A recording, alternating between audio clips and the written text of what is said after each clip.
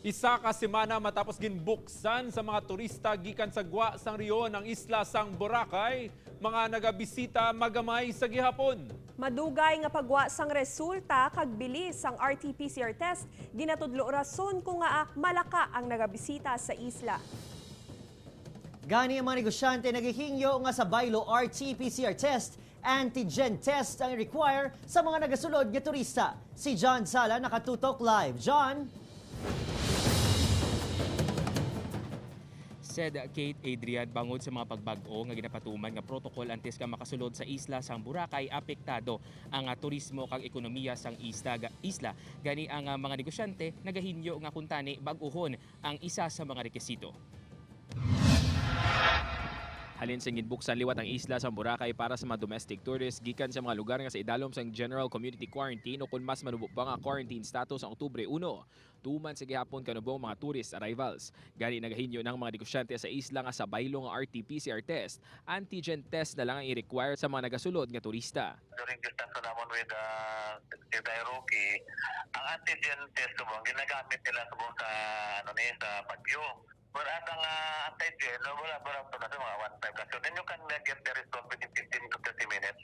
Kinapaidalom sa karon sa trial period ang antigen test dito sa syudad sang Baguio kag kun maayong mga resulta, mahimo nga amuman ang ipatuman sa isla sang Boracay. Suno kay Bautista mabugat para sa mga turistang RT-PCR test nga nagabalor sang 4,000 to 4,500 pesos. Gani in kaso antigen test na lang ang paghimuon. Dako ang mabulig sini sa turismo kay ekonomiya sang isla sang Boracay. Even in other countries, antigen na ginagamit nila Madumduman nga magluwas sa negatibo nga resulta sang RT-PCR test gina-require man ang mga turista nga magpresentara sang hotel booking kag mag-fill up sa online QR code system sang probinsya antes makasulod sa isla sang Boracay. Said maluwas sa pagpresentara sang negatibo nga RT-PCR test, wala man sang problema ang mga negosyante kag mga turista sa iban pagid nga protocol nga ginapatuman antes ka makasulod sa isla sang Boracay. Said John, lain pagid niyang antigen test sa ginatawag nga rapid test, ano?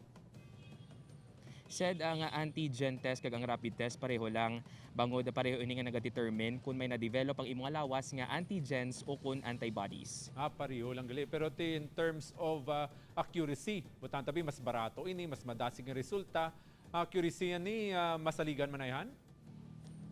Said in terms of accuracy, sa ato na hibaluan na suno sa Department of Health nga ang RT-PCR test sa Gihapon ang gold standard when it comes sa pagtukib kung ikaw positibo o kung negatibo sa COVID-19. Said Madamang salamat, John Sala.